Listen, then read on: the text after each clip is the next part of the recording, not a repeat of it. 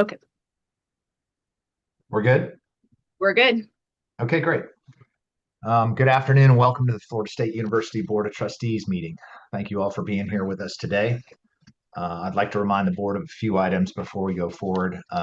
First, these are public meetings with members of the public joining today from the Turnbull Conference Center. And the general meeting will also be webcast on the Board of Trustees webpage later today. We have had all of our committee meetings and we are now going to transition into the general meeting. Let's see here. First, I want to welcome Trustee Ian Siebert to his first meeting as a trustee. He's been to a couple, but this is his first as a trustee, our newly elected student body president and our newest Board of Trustees member. We're looking forward to working with you this year, Ian. And although some of us have known you for a little while, it's great to have you on the board and contributing and certainly providing a voice on behalf of the students. If you'd like to say something, I'll give you a couple minutes here. I guess that's a no. Let's see. I'm going to ask Heather now to call the roll. Okay, great. Trustee Alvarez is not able to join us today. Trustee Ballard? Here. Chair Collins? Here. Vice Chair De La Cuevas Diaz is not able to join us today. Trustee Gonzalez? Here. Trustee Henderson? Here. Trustee Hughes? Here. Trustee Jones? Here. Trustee Murphy? Here. Trustee Roth? Do not believe he's here. Trustee Seibert? I see him on the screen, but not currently here. And then Trustee Weishire. See him on the screen as well. You have a quorum. Okay, great. Before we start our meeting, as we do, I'd like everybody to observe a moment of silent reflection as we ponder what we're doing on behalf of the university and certainly on behalf of the taxpayers of the state of Florida. And I'll give everybody about a minute here to think about what you want to think about.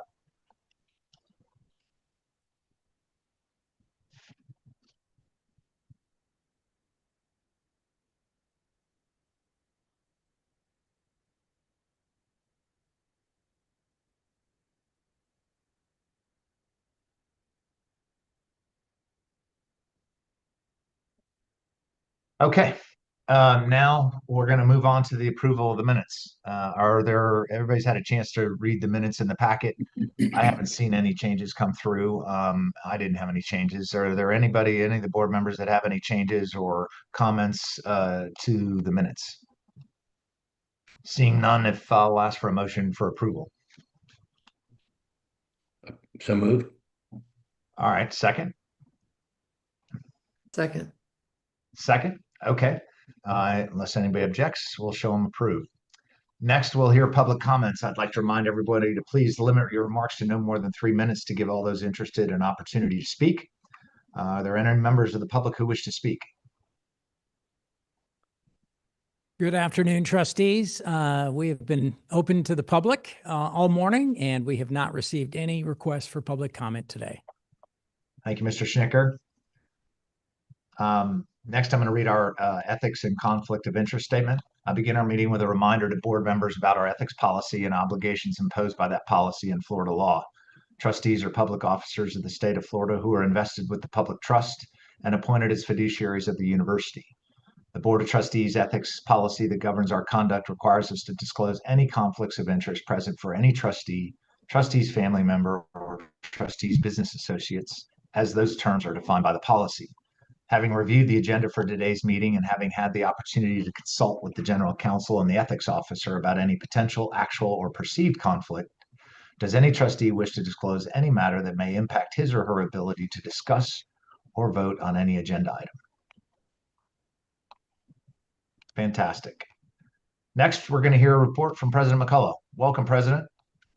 Thank you, Mr. Chairman. Good afternoon, everyone. Greetings from Washington, D.C. I am being hosted by Josh Duncan in our D.C. office that we share with other universities, and I'm in the conference room. So I appreciate that very much. Kyle will be happy to know that I save the university $150 times the 8 hours that this meeting was supposed to take place if I were going to use the conference room at the hotel. So again, good old FSU efficiency at work. I love it. From the top all the way down. I think you've all had a chance to, of course, welcome Ian Siebert to welcome you to the Board of Trustees. And of course, congratulating him on his election as the chair of the Florida Student Association, where he will be on the Board of Governors and represent 430,000 students attending the 12 universities in Florida. It's another great run for Florida State as we continue to dominate having our student government president being elected. So congratulations, Ian, great job. Yeah, thank you, Mr. President. I can't believe they've let us have it for 5 out of the 6 years now, but I think they call that a dynasty. So we'll see if we can keep it going, and hopefully I can fill the shoes of Carson. He set a great example. So I'm looking forward to representing our university on that board. A combination of great intellect, great street smarts, and great political skills. We always have the best representatives. So we continue that legacy. I want to thank everyone for attending our offsite, our workshops in Tampa. Thank you, Chairman Collins, for hosting us. I had a really good time there, and it was great to share our accomplishments and outline the priorities for our future. Our goals remain bold and hopefully not too bold, but bold as we continue to push to make the university better every day. I'm incredibly excited about the possibility that we would break the record in fundraising for this year. It's going to be close, but I think we have a real shot. So if anybody on the phone or anyone knows anyone that wants to help kick us over the edge, be happy to accommodate you on that. Commencement's coming up in May. We just had commencement, a great commencement, great ceremonies. I shook an infinite number of hands. No bruises on my hands from shaking hands, but sorry, we had Sarah Blakely, FSU alumna and Spanx founder. We conferred upon her honorary degree in recognition of extraordinary accomplishments as an inventor and entrepreneur. She delivered a memorable and funny and inspiring commencement speech. It was really a great time. FSU alumni Air Force Lieutenant General Sean Farrell also gave a really fantastic commencement speech, along with Florida House Speaker and alum Danny Perez, and it was really great. We awarded 9,000 degrees, bachelor, master's, doctoral degrees, bringing our alumni network to 430,000 worldwide. With spring commencement and graduation behind us, we're getting ready to welcome our new freshman class beginning June 22nd. And we've received 97,000 applications for 6,000 slots for the freshman class. That's another record. Florida State, the academic profile of the class is exceptional. Average GPA is 4.5. Average SAT is 1430. Average ACT 32. 92% of the students rank in the top 10% of their class. We have Florida applicants and students accepted from all 67 counties and more than 750 Florida high schools. Things continue to go exceedingly well. This year, we're offering a binding early decision option for students applying for the fall and summer class. It's a great option for our students, especially those that identify FSU as first choice.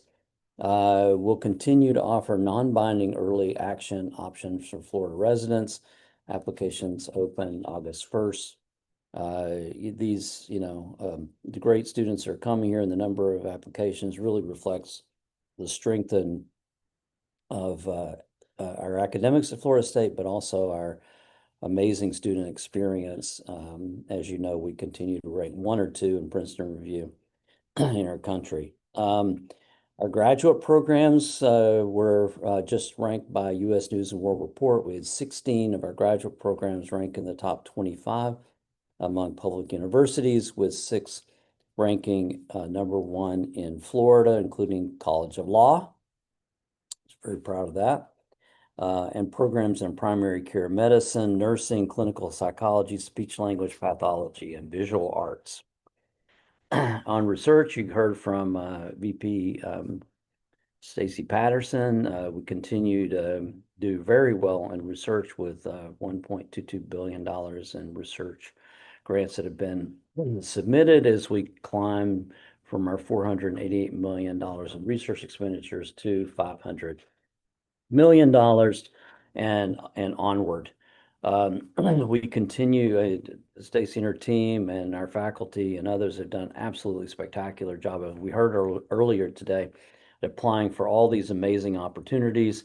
We just heard that the Navy awarded us an $88 million contract to our Center for Advanced Power Systems for naval power and energy systems, with the opportunity to increase the contract to $99.5 million over 5 years. This is a huge win for us. I think the previous contract was around $30 million over 5 years, so this is a huge increase and a great vote of confidence by the Navy and what we're doing in power systems. I'm in Washington, D.C., as I mentioned. I had a chance to talk with a number of high-level government officials that are responsible for research dollars, and these key agency and Senate leaders have painted a strong picture of the future of research funding at DOE and NSF and NIH.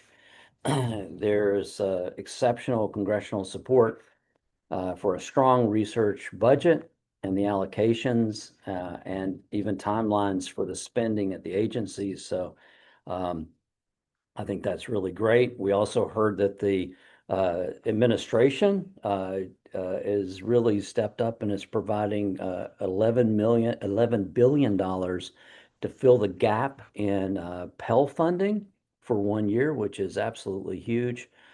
So that's a really great leadership position shown by the Trump administration. We hope that, that will continue on. Not sure what's going to happen, but it's really good short-term news. I have to tell you, I'm leaving DC optimistic for sure, especially about the future of research and research funding in our country. We have to continue to watch. There's I think a move afoot by OMB in particular, and suggesting that maybe research is a way to get after discretionary dollars. But I feel that it's a bit counter to the agencies and congressional thought on the critical nature of research and the impact on technological competitiveness and driving our nation's economy. So I'm very optimistic about the leadership of the Congress and our administration in this regard. As Stacy said, there's some things we have to watch out for. There's a new OMB uniform guidance that has some areas of concern, including expanded suspension and termination authority, changes in unallowable costs, restrictions on international collaborations, etc. So, and if the guidance is implemented, it gets passed down to the agencies and gets baked into the regulations. All of the major groups, AAU, APLU, all the individual universities were on top of it in terms of making our comments and trying to see if we can have some influence on more changes in the research landscape. While in DC, Trustee Roth and I sat down for a fireside chat as part of FSU Comes to You event. We had 500 people sign up to come to the event. It must have been 350, 400 people there. And it was a great conversation with Justin and a great opportunity to share my vision and update on the university's progress. You know, it was a lot of excitement. It's a great event for all of our students in particular and recent grads who work on Washington to network with each other, but also to continue to push forward as ambassadors for Florida State University. So it was, of course, exceptionally meaningful to be here because this is our 175th anniversary and America's 250th. So it was pretty cool. We also held a similar event for alumni, parents, and friends at Bay Walton, Okaloosa counties in April. Trustee George Gonzalez and I had a great conversation, similar format where he interviewed me and we talked about a growing presence in Northwest Florida and the tremendous support from the community and all the great things that are going on down there, from our Inspire Aerospace Advanced Manufacturing project to FSU Health and the new hospital and such. And so it was really, I thought that it was extremely well received. Thank you, George, for doing such a great job.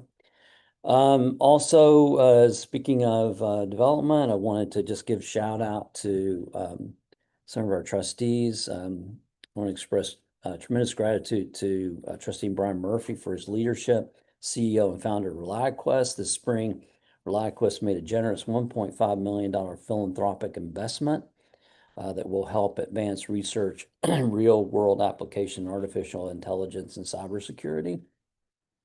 Also want to thank Catherine Ballard, Trustee Ballard, and her husband Brian for making a generous $1 million gift early this year to support FSU's Food for Thought Pantry and student food insecurity initiatives. That's obviously critical to the health and well-being of our students. We're moving forward with FSU Health. We remain actively engaged. We reached a historic milestone with the transfer of the Tallahassee Memorial Healthcare city-owned hospital assets to FSU. Yesterday, June 17th, if that was yesterday, I don't know. Yes, it was. In collaboration with clinical partners across the state, FSU submitted grant proposals for about $50 million per year, $50 million per year. Through the Rural Health Transformation Program. This has potential to serve as a catalyst for efforts supporting clinical care in rural communities where it's needed the most. So again, hats off to Stacy and the faculty and staff for doing such a tremendous job to getting this. And this was a huge lift. So really appreciate it. Very short deadline with a magical last minute extension, but they got it done. And I'm not sure anybody else in the system even submitted. So it was just such a heavy lift. We are almost at the completion of our Academic Health Research Center on TMH's campus, which we anticipate will open this fall. And we're making good progress on all of our agreements and our partnership with TMH. Florida Legislature concluded special session, finalizing state budget. As you know, legislature passed the budget. It's has not been transmitted to the governor yet for his review and consideration. However, there's lots of activities in consideration at this time. The budget review process continues on as we engage with the governor's office. Thanks to Chairman Collins for his frontline support on all of that work. The legislature has been very generous to us, especially in PICO and construction dollars and support of our programs. We continue to provide amazing return on investment for the money that's been invested in Florida State University. So you hear more about this when Chief Legislative Affairs Officer Clay Ingram gives you a presentation. I want to thank Clay, entire government relations team, our lobbyists, Chairman Collins, all the cabinet, Kyle, others for all the things that you do to help us to do this. Also like to thank Senior Vice President Kyle Clark, Trustee Jim Henderson, for the work on the operating budget for this year, which is on our agenda for approval. Budget helps us, advance our strategic goals. The federal front is looking really great. We continue to get fingers crossed. The great work of the Director of Federal Relations, Josh Duncan, as we continue to seek funding here on the federal side. We had a great event with the Seminole Tribe in April. We had the inaugural Chairman's Classic Golf Tournament at Seminole Legacy Golf Course, which is now rated number 10 in all of Florida is the best golf course or whatever. I don't know what the category is, but I'm going to say the 10th best golf course in Florida. There you go. Would that be correct, Mr. Chairman? There you go. That's good. So I know it's very important for us to continue to invest in our golf course and make sure that it is amazing, and our golf teams continue to threaten to win the national championship, and we're so proud of them. But we had a great golf tournament out there. Chairman Osceola was here.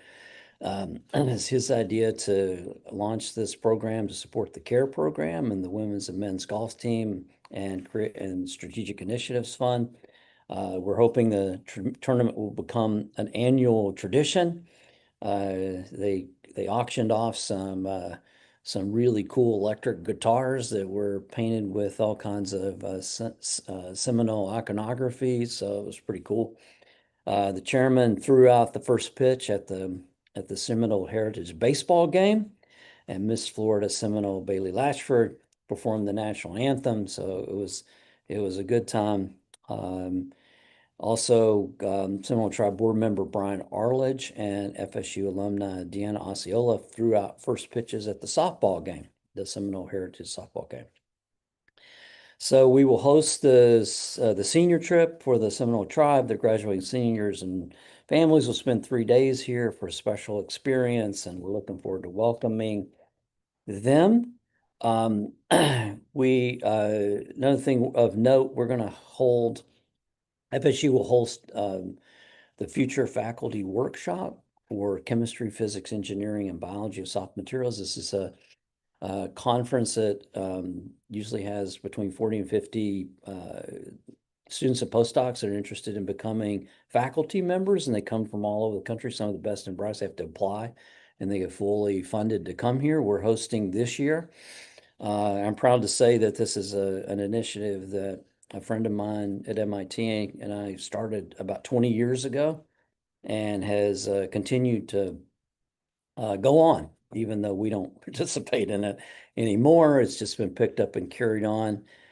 So it'd be great to bring those people, all these mentors. It's like faculty members from over 20 universities come here from all over the country, and will come to Florida State, and we'll have a chance to show off Florida State and to the students, postdocs, and faculty members. So it's a good marketing piece for us. I appreciate chemistry department, Joe Schlenoff, department chair Way, for helping to plan this conference, as well as Jimmy Cole. Lots of great things among the faculty. Nia Love in the School of Dance was named a Guggenheim Fellow, one of the highest honors in arts. Physics professors Laura Reyna and psychology professor Brett Schmidt were named Lawton professors, the highest honor our faculty can bestow upon a colleague. Arenda Johnson received the Distinguished Teacher Award. Congratulations to all of them. So as we look forward to the next academic year, we have a few leadership transitions. As you know, Vice President for Advancement Marla Vickers has announced that she'll step down later this summer. She's been here since 22 and has provided outstanding leadership during her tenure. We named the School of Education, Health and Human Sciences. The business school was named with a $65 million gift from Dr. Herbert Wertheim. She loves Florida State University, and I know she is sad to leave, but we thank her for her dedicated service and wish her best in her future endeavors as she relocates closer to her family. So thank you, Marla. We will soon announce the interim leadership. The comprehensive campaign will be moving forward, and I'm sure that we'll be able to find somebody fantastic. Continue looking for a vice president for marketing communication. That's underway. Whit Kiefer's is conducting the search, and Assistant Provost and Marketing Professor Mike Brady is chairing the search committee. We have a good pool, so we look forward to finalists coming up. I'm very pleased to announce the appointment of Jonathan Fozzard as the university's first vice president for information technology services. He's joined FSU in 2020. He's done a fantastic job advancing our agenda in AI and our technology strategy for support of academic and research and operational priorities. He's a really great leader. We're really happy to have him here. This is a new position and really aligns with all the things that we're doing. Some of the things that he's been working with the faculty and provost office in particular is the integration, as I said, of AI in our curriculum and training of our faculty in the area of AI. And that's been going tremendously well. Finally, we recently announced the hiring of Kurt Foster as the new dean for the College of Social Work. Dr. Foster comes from us from University of Texas Arlington, and will start in October 17. He's a truly professional, known leader, and I think the school will be in good hands. And so I look forward to closing out the summer with my evaluation feedback from the board. I appreciate the opportunity to continue to lead Florida State University. Grateful for the leadership of this board and my senior team on everything they do to make sure that we get better every day. I appreciate all your commitments and support of me personally and professionally. So thank you, Mr. Chairman. That concludes my remarks. Great. Thank you, Mr. President. Anybody have any questions or comments for the president on any of his remarks? Okay. Next, we're going to move to the consent agenda. Our committee meeting format today allowed trustees to hear the reports from all the committees and to discuss these items. However, if any trustee wishes to discuss an item on the consent agenda, we may move it to the regular agenda. Having looked at all the agenda items as well as the consent agenda items, does anybody have one that they would like to remove for regular hearing at during the board meeting? Seeing none, I'll take a motion to approve consent agenda items A through R. Motion. Second. All right, motion second. Anybody object? Okay, we're going to show the consent agenda items approved. Next, we're going to move on to new business and updates. I know we're ahead of schedule. Heather, do we have our first, or do I need to go to somebody else? Yeah, we need to go to Miss Birmingham. Okay, great. Is Bridget? Oh, she is. There she is. Hello, everyone. Next, we're going to move to the Faculty Senate Steering Committee and Miss Bridget Birmingham, who was one of our trustees, who's vice chair of the Faculty Senate Steering Committee. Welcome. Thank you. Good morning, all. The Senate is on hiatus for the summer, but in our last Senate meeting, the newly elected Senate re-elected Dr. Roxanne Hughes, who I'm sure you're all seeing today, as Faculty Senate President and Trustee, and I was elected Vice Chair by the Steering Committee. The Senate is working on initiatives of high value to the faculty, including working on developing an AI committee and a charge for a committee on academic freedom and responsibility. Each summer, the steering committee works diligently with the wider faculty to seat faculty members on faculty senate committees and other university committees so that those committees are prepared to do their work in the fall. And the Senate has also been monitoring progress on the recently released social media policy.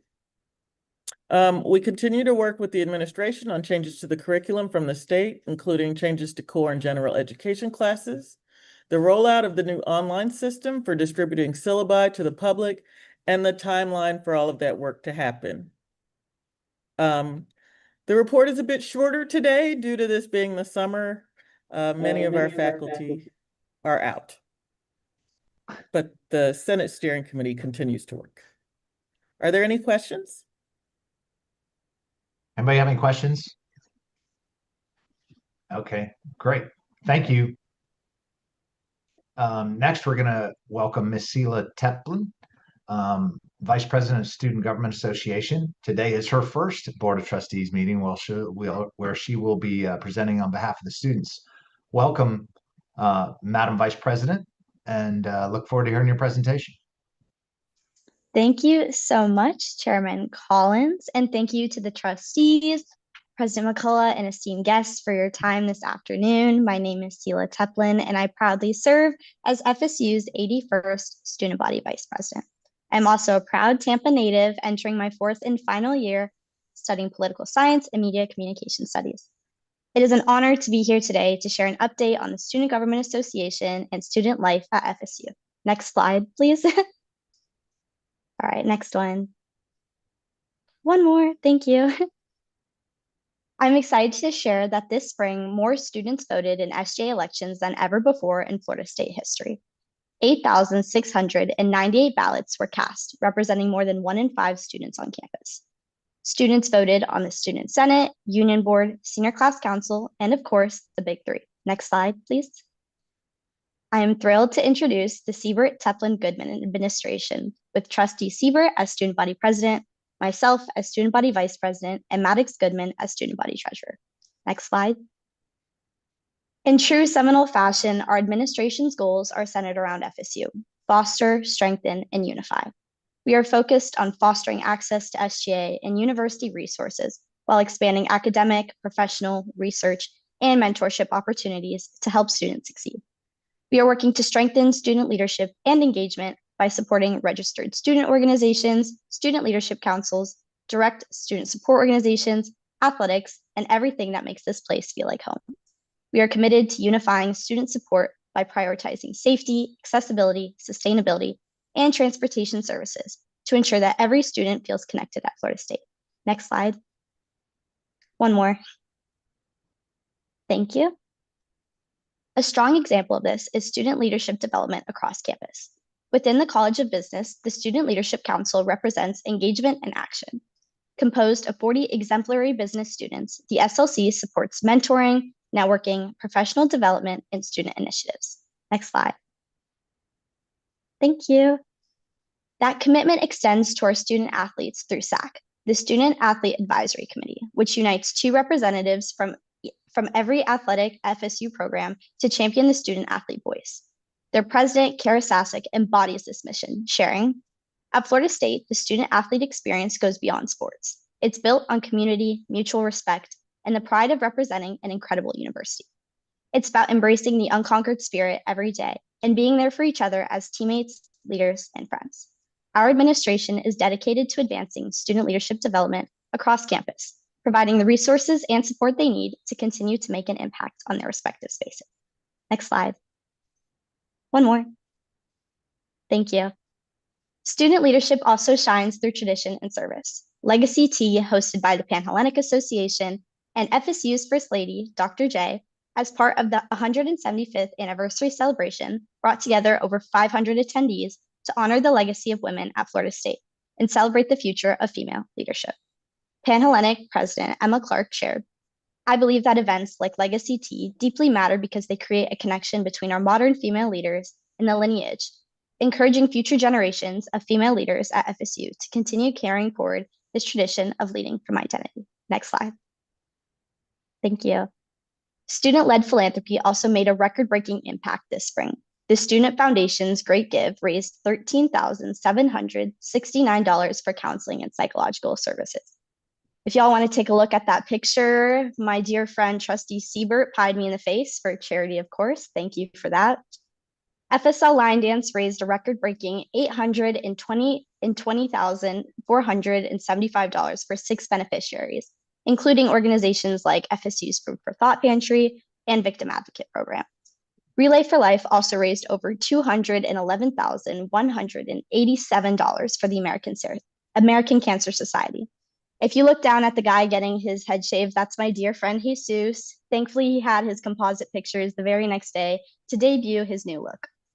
These events demonstrate the power of Seminoles coming together to create meaningful change. Together, we can continue to break records, push boundaries, and unify support and opportunity for every Seminole. Next slide, please. Next one, please. Former Student Foundation Director of Outreach Hugo Davies represented FSU at the ACC and Venture Prize, earning the People's Choice Award for his startup, KeyRise. Hugo shared, "Winning this award is a direct reflection of the environment FSU fosters. Huge thank you to the FSU entrepreneurship ecosystem and the Jim Moore College. I cannot wait to see KeyRise grow." Next slide, please.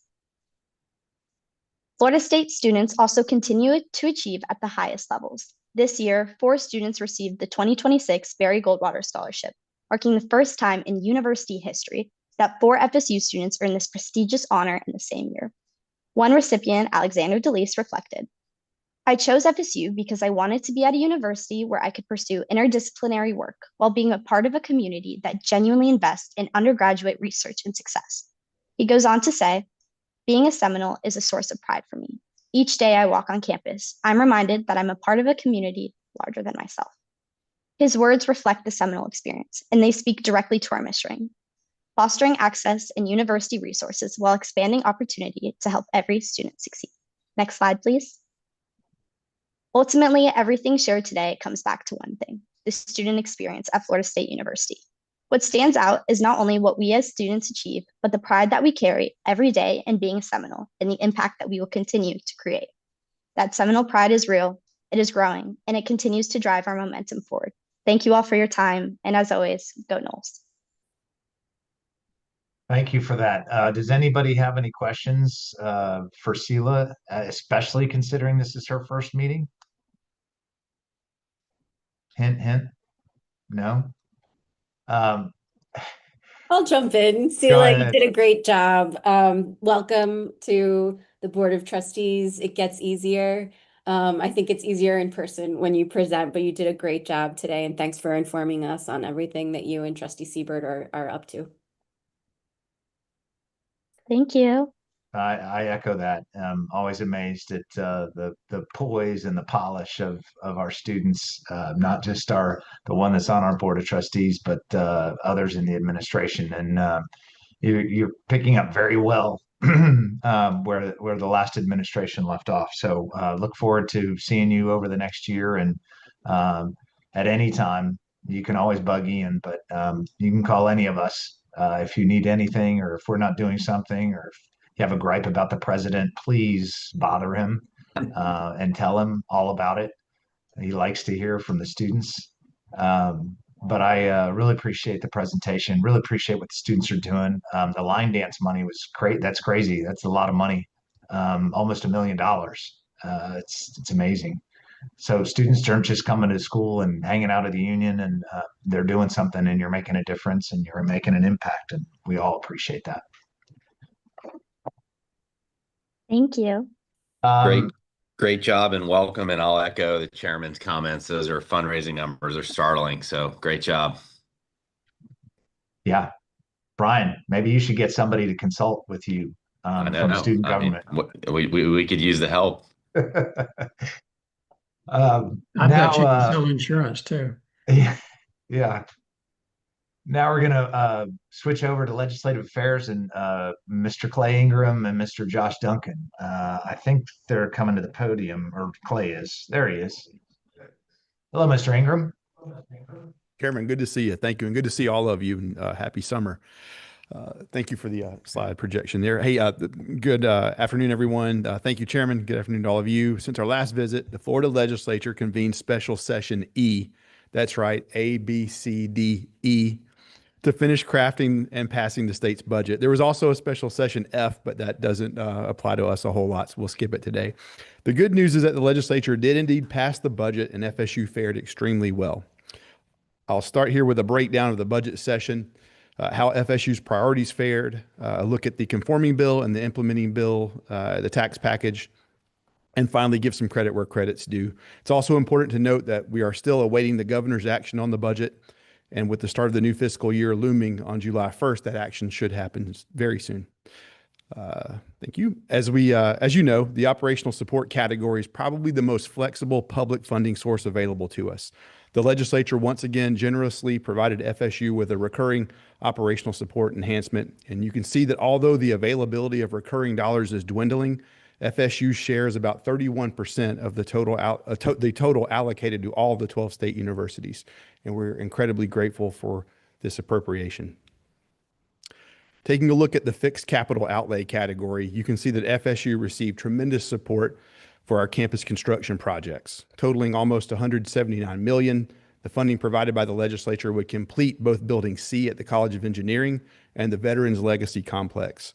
The funding would also allow projects like the renovations of the Rovetta Building, the Moore Auditorium, and the Kellogg Building to move forward, and other needed projects like the College of Nursing Building and the Middleton Center to get off the ground. We are in time, as you can see, just from looking at this slide, we're in a time of unprecedented support for FSU, and I couldn't be more grateful to the legislature for these resources. With regard to projects, the president asked a couple of years ago that we put a real emphasis on project submissions, and the legislature funded many of our submissions this session. Some of these projects are still in the project phase, but are quickly becoming high-profile signature programs. The Institute for Pediatric Rare Diseases and the Sunshine Genetics Consortium are already drawing private sector and charitable investment to complement the public sector appropriations. And projects like the Election Law Center and others have the potential to proliferate as well. And so, again, incredible gratitude for the legislature for recognizing the value and giving us those appropriations. Moving on to some of the language requests. These back of the bill provisions are important to Senior Vice President Clark and the finance and accounting team. We work very closely with them on as they craft and give us suggestions, and then we go and try to get them executed. But we're grateful to the legislature and the legislative staff who graciously meet with us on these provisions to understand them and help us get them placed into the GAA. Also, over the next few slides, you'll see that some of the provisions appear in multiple categories. So shown here are some of the provisions of the implementing bill, which once again, sometimes don't get a lot of attention and come with a large workload to get placed, but can make a major difference in our operational efficiency at FSU. These provisions, including allowing us to take advantage of contracts and procurements already in place around FSU Health, will save time and money as we work to elevate healthcare accessibility in the Panhandle. And being able to use funds in the PICO escrow accounts to deal with deferred maintenance where currently needed, rather than having to keep funding tied to a particular project, will help the facilities team to plan and deal with issues more efficiently when they arise. The conforming bill provisions, these provisions that you're seeing now, once again, they carry a significant workload to get placed, but some of these provisions are particularly weighty. I'll call your attention to the provisions around the additional authority given to the boards of trustees, which can make up a longstanding difference now and many years into the future. So again, grateful to the legislature for helping us get these placed in the conforming bill. FSU has typically not played. We don't usually have a lot riding on the revenue side of the budget equation, but last year, Senior Vice President Clark brought this issue to us. The existing process was so administratively cumbersome that universities were largely unable to realize the intended benefits of the sales tax exemption on construction materials. Lena Rojas on my team made this her passion project this session for SVP Clark.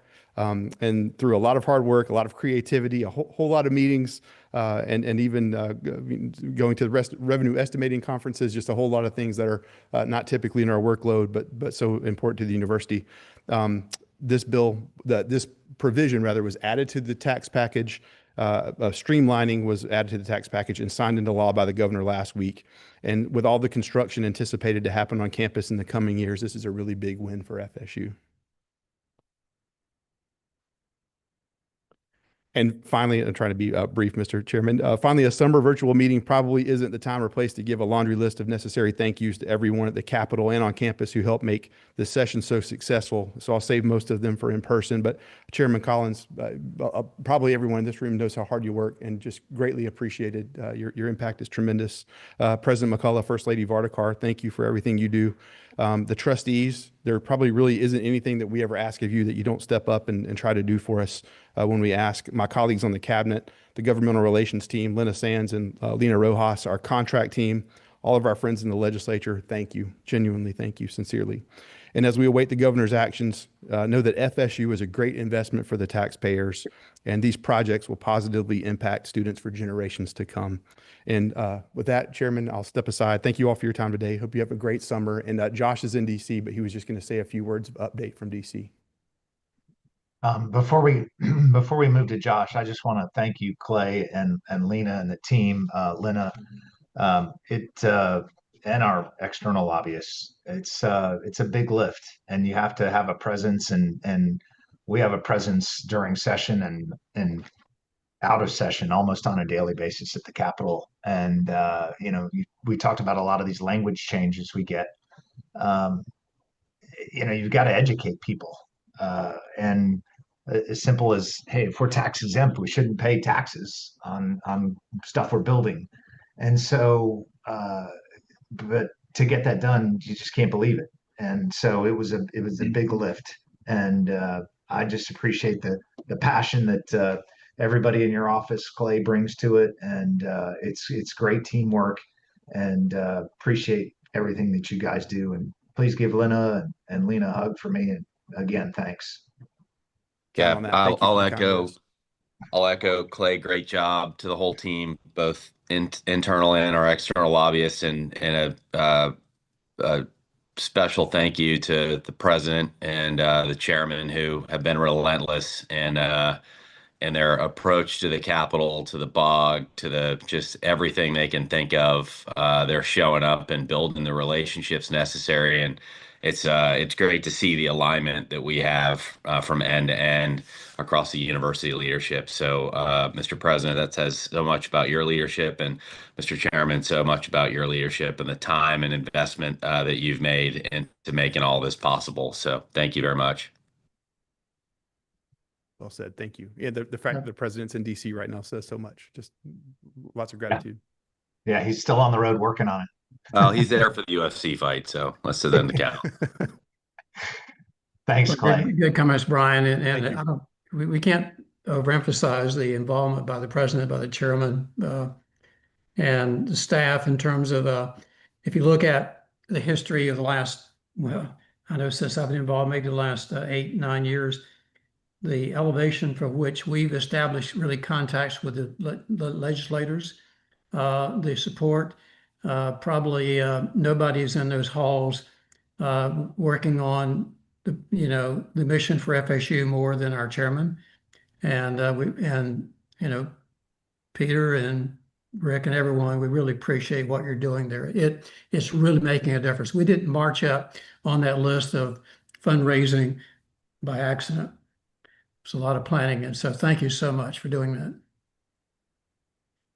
Well, and I appreciate all the trustees. I reach out to you periodically and ask you for help on certain people or certain things or certain dollars. And I really, I can't thank you enough. And the proof is in the pudding. I mean, we're being efficient with it, and we're being efficient with your time and your treasure. And I just appreciate everybody willing to step up and help us. They're great investments. Mr. Duncan. Thank you. Thank you, guys. I'll keep it very brief. I don't want to take too much of your time. First, I want to give a shout out to our newest VP, Jonathan Fozzard. He was up in DC a few weeks ago and was able to testify in front of the House Education Committee on AI and higher education. He did an excellent job, was a great voice for FSU in DC once again, and we're just once again leading the way in higher education in this field in AI and implementing it across the university. So great job, Jonathan. Moving into appropriations, once again this year we saw the president's budget come in pretty low on all across the board, especially in research. And once again, Congress has come and put the levels at the level they should be. So, we weren't too worried when the president's budget came out, but we've been reassured by the actions of the appropriations committees. For FSU, we've done pretty well. Everything is still in flux. None of the Senate bills have come out yet. Not all the House bills have come out yet. The defense tables will come out next week, and that's where the bulk of our appropriations requests are. But things that have come out, I may be wrong about this, but we got our very first USDA ag appropriation this year. in nutrition. First time we've ever gone after ag money, so it's a good start for FSU in that field. And then we've gotten funding in the bills for 4 community projects, which would be the most ever for FSU. And so we'll just await everything else to come out, and hopefully we can get things done on time. But it's probably most likely that there'll be a short CR for funding for the government. Hopefully not too long, and hopefully we can get funding wrapped up by the end of the year. But we will see. So that's all I've got. Pretty short. Thank you. And I'm going to echo, we didn't have a presence. To what you were saying, Trustee Henderson, a few years ago, we didn't even have a presence, a real presence in DC. And, I have a strong belief that if somebody's giving out money or could give out money, you better get in line at the very least. And we're doing more than that now. And that, Josh, your efforts up there is great. You probably need some more resources. That's a pretty good ROI. That we've got going on there right now. So I love high ROI. So you're certainly right up there. Appreciate it. Mr. President, did you want to say something to Clay and Josh? It's great work by the government relations team. I think again, thank you for all your hard work. We have a great team of people that do really great work at the state, great support. We are a good ROI, as I said, on state investment, we believe. And I was just, Josh is one office over from me right now. I was just telling him the same thing, that we like good ROI. And I think that this has been a really good investment. So Josh did a great job. So appreciate Clay and team, everything they do, and onward. I do have one question for you, Josh, before I go, because I saw this earlier in the committee meeting. The sign above your head, that didn't make its way from the stadium, right? Did you buy that separately, or did that come from the stadium? Yeah, I bought it through the Battles End NIL fund. It was the section that my family sat in for games for my entire life, so I had to get it. I love it. I sat in section 36 for a long time. That's great. Great section. Yeah. Okay, next we're going to go to our Vice President and Athletic Director, Michael Alford, for an update on athletics from Omaha, I believe. Thank you, Mr. Chairman, Mr. President. Yes, I am live from Omaha, Nebraska, here as chairman of the baseball committee. So far, it's been a great tournament, and we're setting records for attendance, so it's really been good. Next slide. Next. I just want to give a quick spring recap. I want to thank Miguel Negron and his staff. They have done a wonderful job. Also, want to thank you to the provost, Dr. O'Shea, Dr. Brown, Dr. Brady. Our relationship and alignment and support we get on campus for our academic affairs is second to none. And I just want to thank them. But this last spring in 26 here, we set a new departmental GPA of a 3.348. And our overall department CUME GPA after the spring was a 3.385, the highest on record. We have 141 student athletes on the dean's list, 28 on the president's. And something I always point out that just blows my mind is 79% of our student athletes have a 3.0 or better academically. 18 of 19 had a semester GPA of a 3. Women's tennis had the highest, and on the women's sports, and men's golf had the highest overall GPA of a 3.436. And something else, 0 students, athletes are either on probation or dismissed, which is also with over 500 athletes, that is a good feat and a great job by our staff. There you see the spring results from each sport, all with a 3.0, and men's basketball was just right there. They came down to about 2 grades to be a 3.0. I teach Coach Luke. He promises that's never going to happen again, that he doesn't get a 3.0. So it was really great to see all of our student athletes perform not only in their sport at an elite level, but also at an elite level in the classroom, and is something to really be proud about. And our coaches understand the academic mission of the university is first and foremost the most important thing we do. And that's something that we're really proud of. And their support in this endeavor is second to none. Next. We'll go through some achievements that we've had, national success. You see national champions in soccer, and this has been kind of updated. Shanice Walker just won the outdoor as well. So she won the indoor 60 and the outdoor 100-meter champions. Great year by Shanice. Of course, Issa was the Division I softball player of the year. Jordan Dudley won the prestigious Hondo Award in soccer.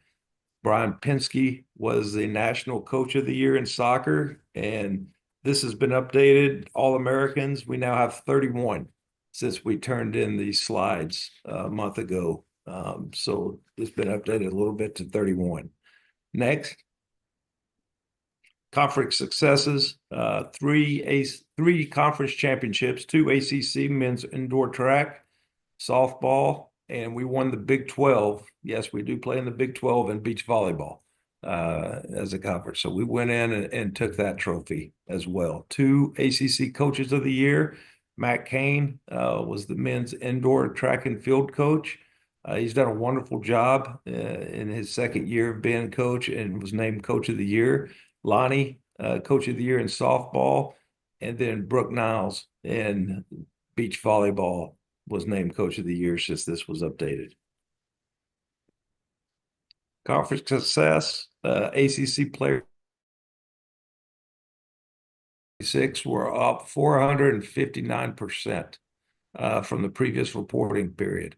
Engagements were 761,000 overs, up 78%, and our audience growth grew almost 25%, and a net audience growth increased 789%. So our efforts and what we're doing to grow our social media presence and fan engagement is being met with great success.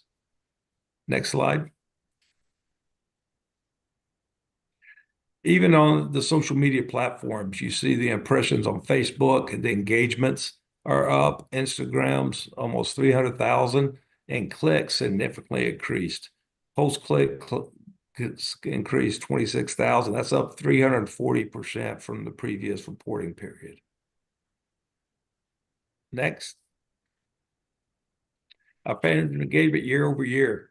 The growth on sessions up almost 60%, 4.7 sessions year to date. We rank #1 in ACC app rankings and growth metrics. Our push-up is up 150%, and that's more importantly, people are staying and engaging with our platforms more, and we're up nearly 70% in session duration. With that, I also want to touch a little bit on where we are fundraising, because I got the latest numbers. Last year to date, we were at 102.8 million in pledges and 91.7 million paid. This year to date, we're projecting 105 million in pledges, 95 million paid before the end of this cycle. The Seminole Athletic Fund last year to date was at 28 million. This year, we're at 29.8 million to date. So we're having great success in season ticket sales in our Seminole Athletic Fund and our fundraising efforts and growth in our social media campaigns. Next slide, I believe that is it, and I'll answer any questions, Mr. Chairman, Mr. President. Great. I'll open it up for questions for Mr. Alford. Anybody have questions or comments about the presentation?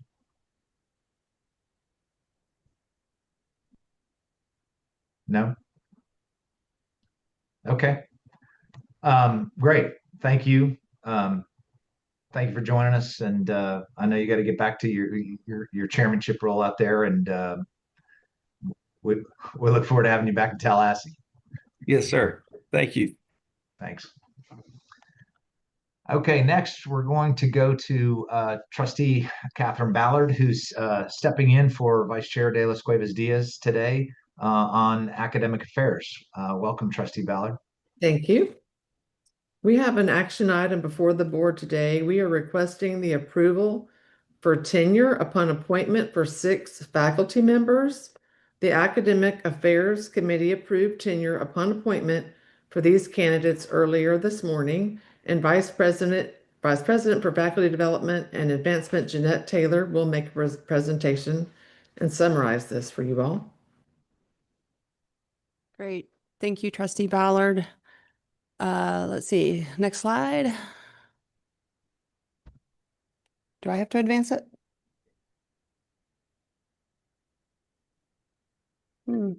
Yeah. There we go. Sorry. Okay. So we'll do tenure upon appointment. This, as a reminder, are hires that we make throughout the year. We'll bring them to you periodically at every chance we get now if we have any that have come through. So we now have 6 of them who have come from other universities traditionally, and they're associate or full professors. We apply the same rigorous standards for tenure, and they have to go through all of that and pass the normal background checks and references. All of these candidates have gone through all that process, including the standing university committee that reviews tenure upon appointment candidates, my review, the provost and the president, and we recommend them for approval. The list of these folks is summarized in your materials. Any questions? Anybody have any questions about this or any of the 6 candidates or anything about the process of tenure upon appointment? We, as Jeanette said, we do this periodically. We try to hire the best people we can from different places, and they often have tenure, and so we're hiring them knowing that. And but at the same time, FSU is still granting them tenure by hiring them with tenure upon appointment. Okay, I will take a motion to approve the 6 newly hired faculty members for tenure upon appointment. I'll move. Second. Moved and seconded. Anybody object? Okay, show that approved. Your next action item, Trustee Ballard? You have one more, and it is the request to approve a candidate for promotion and tenure. Earlier today, the Academic Affairs Committee approved this request, and once again, Vice President Taylor will make the presentation. Great. Thank you again.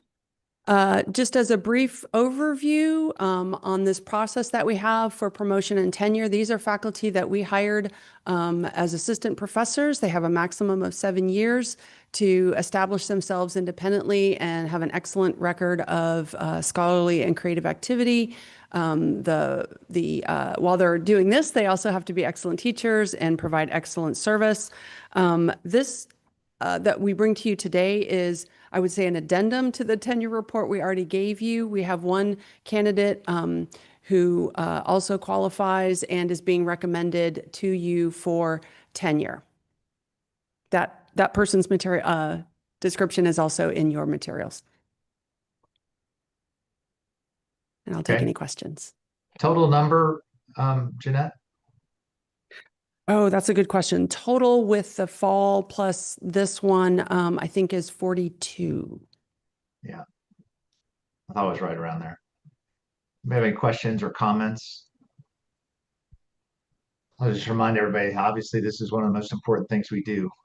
If we're granting tenure, we're telling somebody that, you know, they have a job, and unless and until they do something that would otherwise cause them not to have a job. You know, this is the future of our university. So we all take it extremely seriously.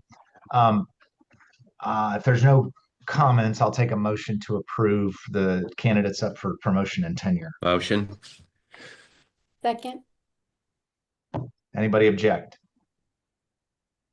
Okay. Show that passed. Thank you. And I want to thank Jeanette and her team. It's a big lift. You know, you've got to, and the president. I mean, the president looks these over as well. And I know I talked with him about some of them, but he's digging into the weeds, and they're digging into the weeds and looking at the publications and looking at the work and looking at the classroom work and looking at the research. It's a rigorous process, but I appreciate it. It's important. There's a lot of talk about tenure and a lot of talk about maybe things that we can do better in tenure, but I think we do a pretty good job of it at Florida State. And I know we've had some discussions on this the last 2 or 3 years, and so I just appreciate how serious everybody takes it and the rigor that we apply to the process. Thank Mr. you, sir, President, for acknowledging that. I appreciate it. Yeah, and I don't want to miss out on the provost there too. He's very involved. Sorry about that, Mr. Clark, but he's very involved. I don't know if either you or the president want to say anything about this. Well, I want to thank the board and the chairman especially, and although she's not here, the vice chair, for all the discussions. I think over the last few years, we've learned a lot working together, and I believe our process is rigorous. We're digging in, as you said. Appreciate your acknowledgement of that, and I think you're seeing in the outcomes that we talk about, for example, the president's report about our rankings.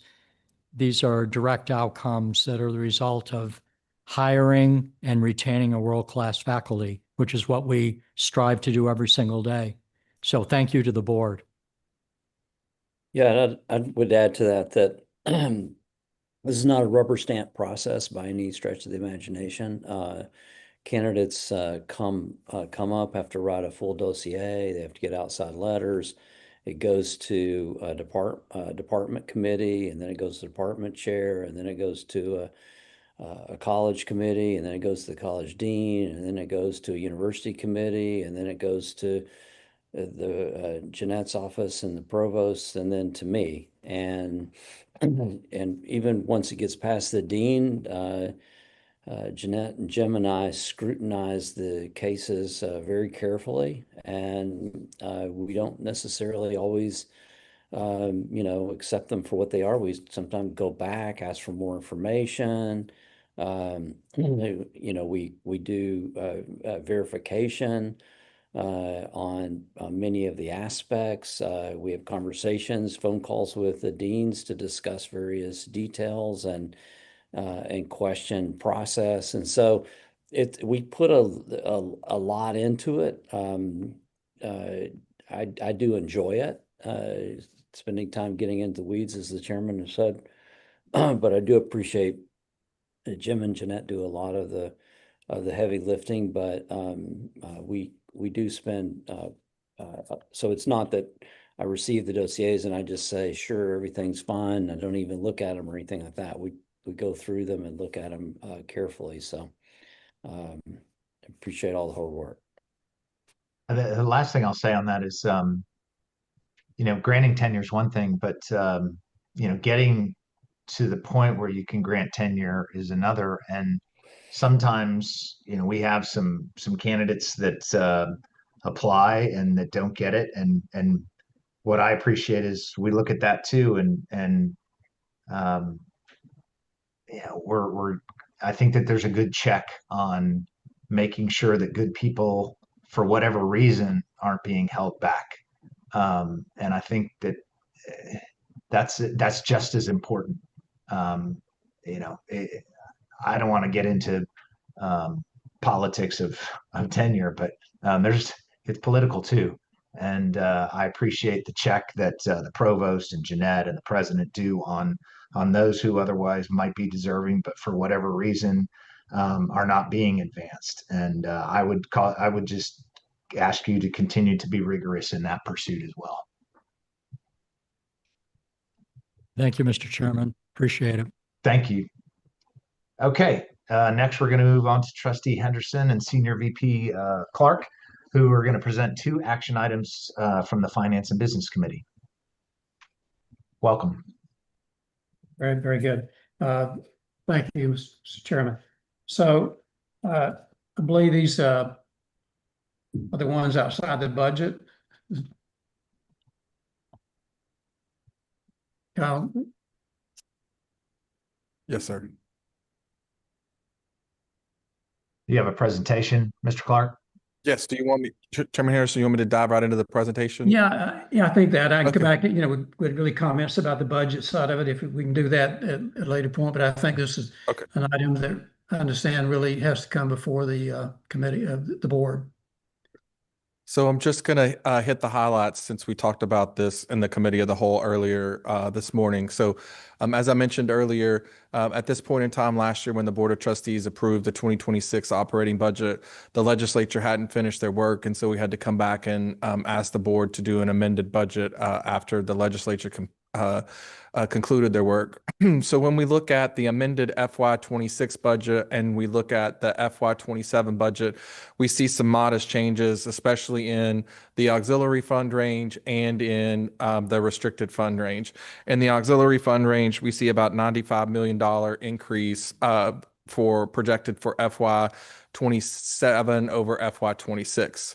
Remember, the auxiliary fund range is predominantly sales and service to the campus community and to the external stakeholders. Much of that increase has to do with the Northwest Regional Data Center, the State Data Center, and the Florida Virtual Campus. We also see some changes in the intercollegiate athletic budget as well. The changes as it relates to debt service are to accommodate the Northwest Housing Project. That's about $11 million up, and that debt is tied directly to the Northwest Housing Project. Capital projects are roughly... Kyle, just remind everybody what that is, how many rooms, how big it is. And Oh, sure. So sorry, Chairman, we for those of you that weren't able to join the committee meeting, it's 1,200 beds. It's about 1,000 parking spots, and the dining hall accommodates around 800 people all at one time. And so we are proposing this as a solution, turnkey, and we've already broken ground on that project. The capital project area is down slightly for this year just due to the timing of some projects. It's around $454 million proposed this year, and the component unit budgets for our direct support organizations and the Florida Medical Practice Plan is around $163 million. I didn't forget education and state support. We really want to thank the legislature for all of the support, as Clay mentioned earlier, and as I articulated in the committee meeting. Appreciate all that Chairman Collins and the president did. We had the largest increase out of anyone in the state university system, both in terms of operating dollars and in terms of capital dollars. Our tuition and fees are up slightly because of the increase that we anticipate due to out-of-state, the tuition increase that the Finance Committee voted earlier for today, and that was on the consent agenda for your approval, along with some enrollment growth that we are anticipating. Altogether, that is about a $3.2 billion proposed budget. It's up by around $138 million, which is 4.5% over last year. For those of you who might want to look at it visually, the education and general state support, so the direct appropriations that we receive from the state of Florida, are around 31%. Our tuition and fees are around 8.7%. Keep in mind, if we don't enroll the students, we don't have that 8.7% of our budget. When you add state support and tuition and fees together, that makes up around 39%. Auxiliary fund range is the next largest group at 18.7%, and then the restricted fund range is the third largest at 18.2%. I beat myself to the punchline on the $3.2 billion operating budget. This is net of internal sales and transfers, and it's an overall increase of 4.5%. How we're going to spend that money, these are the top spending categories across the university. Wages make up roughly $1.2 billion. Capital projects, $454 million. Financial aid, around $387 million. Grad students, $193 million. Professional services, around $192. Equipment, almost $100 million. Utilities, $93 million. Equipment greater than $10,000 that's capitalized is $86 million.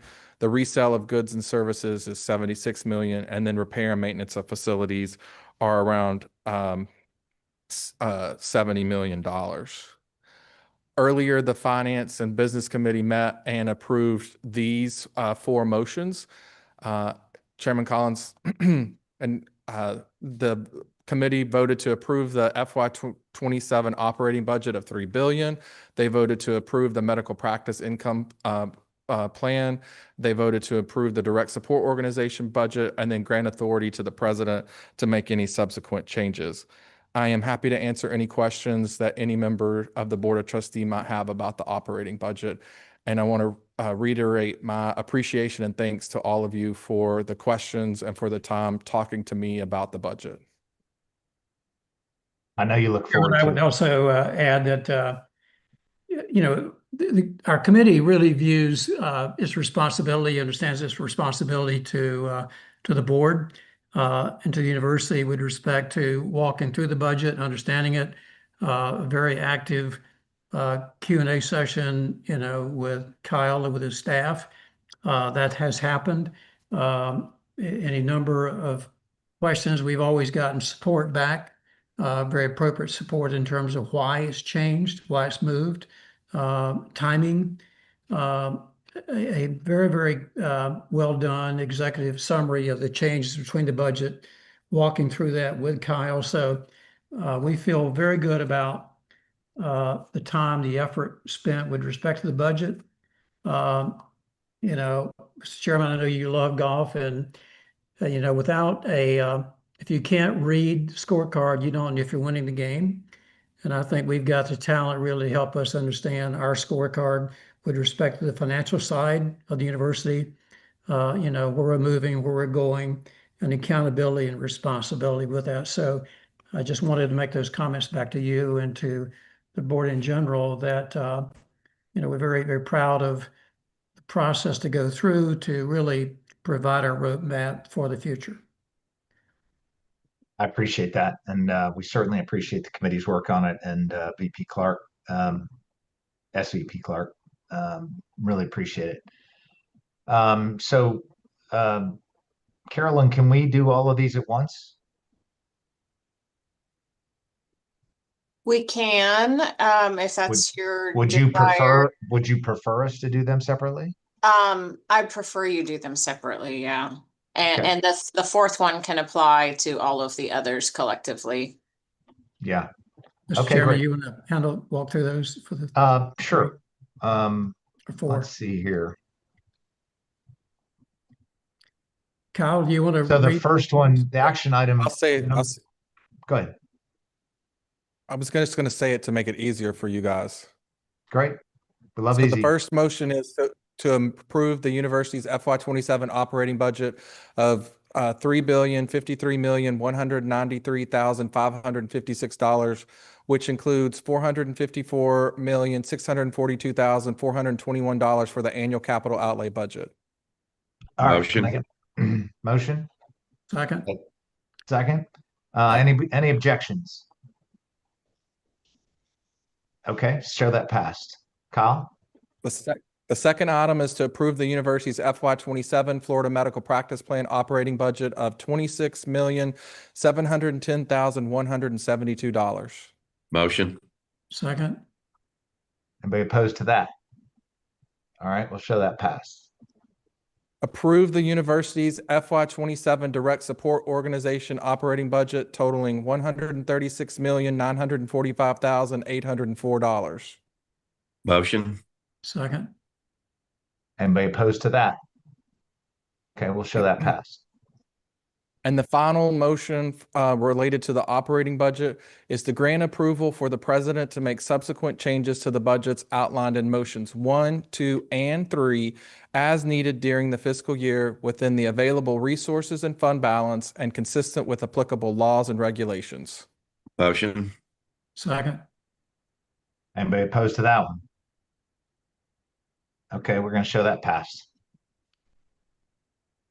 Thank you to the Board of Trustees once again and President McCullough for all of your support and help in preparing the operating budget.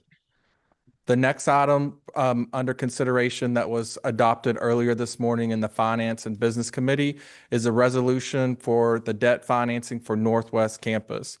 If the Board of Trustees approve this debt financing, it will be considered next week by the Florida Board of Governors. As you all know, the Northwest Housing, Dining, and Parking first phase is underway. We've talked to the Board of Trustees about this project for the past several years. It's long-term been on the university's campus plan for around 15 years. As the chairman mentioned earlier, this project has about 1,200 beds. It has a dining hall that will accommodate 800 people, and it also includes a parking deck for around 1,000 cars. In addition to that, there's a number of changes related to the university's infrastructure system in terms of heating and cooling that are also being redone and deferred maintenance being completed on them. The financing is predominantly tax-exempt financing that will be issued by the Florida Division of Bond Finance. The amount will not exceed $301 million, and the university is investing $61 million of cash into the project. $256 million worth of the debt is the responsibility of housing.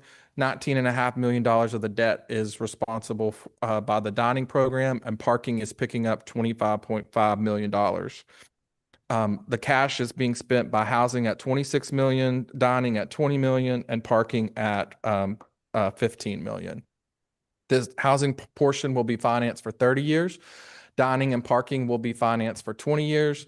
All of it will be structured with level debt serviced according to the Board of Governors regulation. We are issuing the dining component along with housing to reduce the borrowing costs. The Board of Governors regulation requires that we run all of our pro formas at 5.7%. With that interest rate now, that results in annual debt service of $24.4 million for the first 20 years, and then it drops to 18.6 after that. We do anticipate the actual interest rate will be lower than that. Right now, based on our credit rating, it would be around 4.5% that we would anticipate if we were in the market today. The estimated sources and uses are next, and it shows you the source of the funds and the uses of the funds. And you'll just see how the $370, almost $2 million project stacks up between housing, dining, and parking. And then it has the cash contributions that I mentioned earlier as well.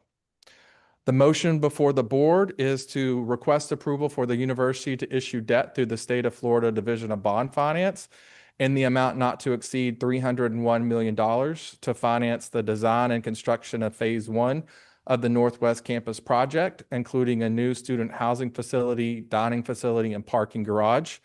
Included in that motion is to grant approval for the president and other authorized representatives to take all actions and steps to execute all instruments, documents, and contracts, and to take all other actions as they may deem necessary or desirable in connection with the execution, sale, and delivery of the bonds. Okay, I'm going to take a motion and then a second, and then we'll do any discussion. Can I get a motion? Motion. Second. Okay, any discussion about this? I think just one comment. I think Now, Trustee Gonzalez mentioned about our bond rating, which Kyle, I think we lead the state in that department, if you will, and which is really the good housekeeping seal of approval with respect to your financial capacity to go out and to bond and complete this. Yes, sir. I appreciate that. The institution is rated as a AA+, which leads the state. Our housing and parking programs are rated individually and they're AA. Again, leading the state with the credit rating. Chairman Collins, one thing I might add that was asked this morning in case any trustee wasn't able to join is what the delivery date of these projects are. And the projects are being delivered in phases, and we expect the parking garage to open in the fall of 2027. And the housing project will be open in time for the fall of 2028. We talked quite a bit about this at our offsite and the different phases on the Northwest side and other things on housing. So I understand the lack of questions if people don't have any questions, which is a good thing because it just means we did a good job of explaining it. But as Kyle said, we have to approve this and then we go to the Board of Governors next week for final approval. But as I understand it, Kyle, the governor and the cabinet have already approved the bond issuance. Yes, sir. This has already been approved by the governor and cabinet. And also, Chairman Collins, just keep in mind, again, it's been on the university's campus master plan for a number of years. It's been on our fixed capital outlay schedule that the Board of Trustees has approved for several years. And then we already had approved a reimbursement resolution at another board meeting when we started the actual construction. So you as a board have heard about this project, and the institution and administration, we've tried to keep you up to date on all the actions we've been taking to deliver it within the timeline that you all requested. Great. Okay, anybody other questions or comments? All right, seeing none. We have had a motion, we've had a second. Anybody opposed to this? Okay, let's show that approved. Thank you. Yes, sir. I'd just like to thank the Board of Trustees for all their support on all the finance and agenda items, and the campus community, and obviously my team for all their hard work. Thank you so much. Great.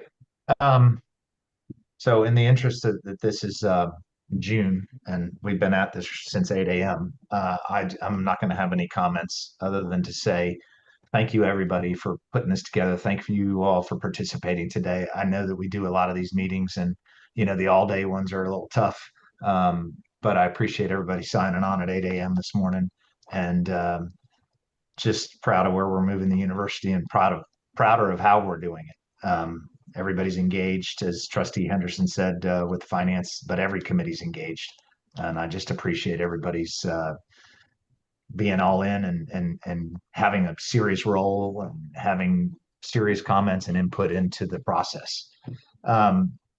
Before we adjourn, I'm going to remind you guys, our fall meeting dates are August 27th and 28th, as well as October 29th and 30th in Tallahassee. The October, just for some of you that may have wondered this earlier, we're looking to cut the ribbon on the Academic Medical Center at the October meeting. So we'll get more data back to you. I wanted to throw that out there, VP Clark. So, you definitely have a hard deadline. Now everybody's expecting to cut a ribbon. Not that you'll miss it. On November 12th, the Florida Board of Governors will be hosting a system-wide trustee summit at FIU in Miami. We'll share some more of those details with you shortly. I know that the BOG likes as many trustees to attend as possible. And we will be in touch regarding our spring meeting date in Tallahassee, as well as our spring offsite. Again, thank you to the staff and everybody for putting this together. It's a lot of data. It's, hundreds and hundreds of pages of agenda items, and a lot of follow-up, and appreciate all the chairs of the committees, and appreciate the president. Mr. President, you want to say anything before we sign off? No, just thank you to the board. Thank you to the staff and the cabinet, and Heather and other people that make this all run so smoothly. A ton of work goes into this. It takes months of preparation. So, but that's the reason it all goes smoothly. So thank you all. Great. If there's no further business, we'll say that the meeting of the Florida State University Board of Trustees is adjourned. And everybody have a great summer. Go Noles. Go Noles. Thank you. Go Noles. Thank you.